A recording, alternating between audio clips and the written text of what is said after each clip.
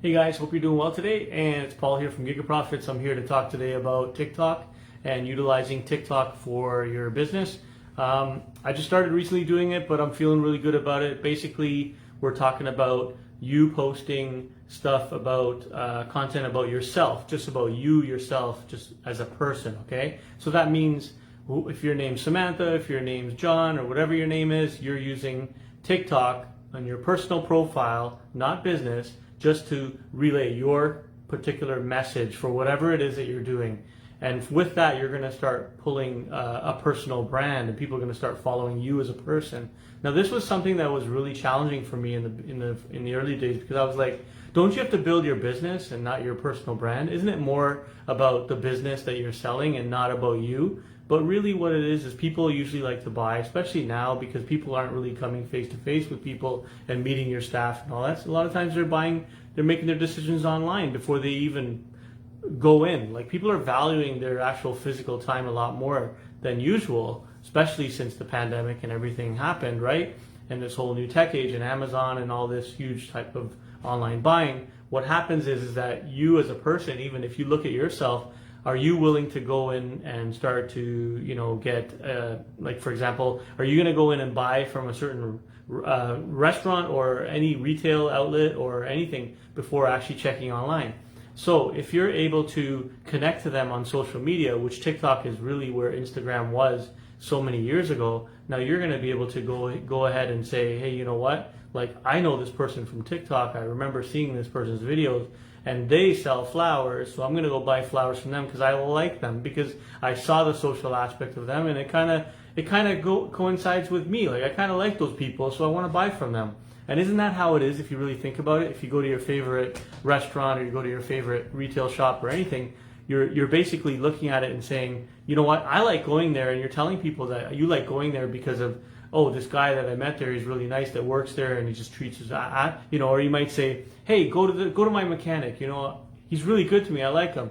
His name's Tommy, tell him Paul sent you. And, usually that's how you find a mechanic, and that's how you get some trust, right? So it's the same idea for anything. And usually people ask, like, they'll go to you. I've had people ask me, hey, Paul, do you know anyone that does air duct cleaning for the house?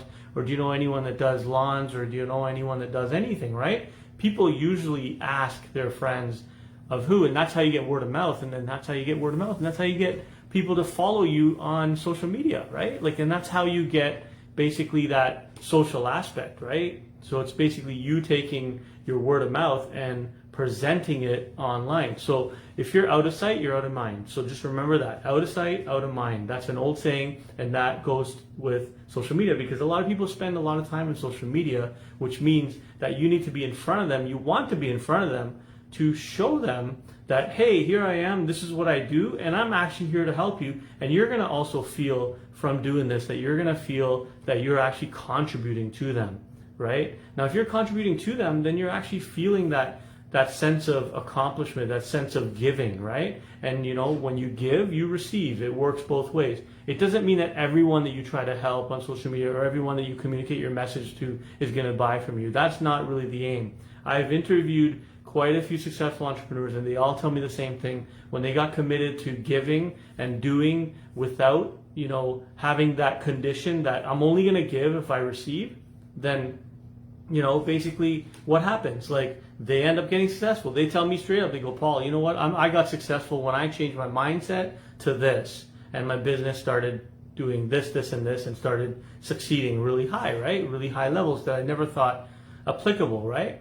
And imagine you doing something different than everyone else is, because majority of people are like, oh, I don't want to go on TikTok, I don't want to go on Instagram. Like, I just want my staff to post things about my business because I don't feel comfortable with that, right? Okay, you don't feel comfortable with that. That's your issue that you got to deal with. Or maybe you're just happy not posting your own information or things about you. Okay, that's fine. But just let you know that 4 years down the road, or 3 years down the road, even a year down the road, you may regret it. That, hey, you know what?